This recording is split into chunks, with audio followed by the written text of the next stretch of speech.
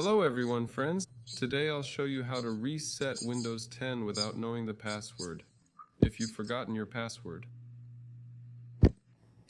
For this, we need to press the Shift key and hold it down, like this. Hold the Shift key and click the Restart button. Press Restart while still holding Shift.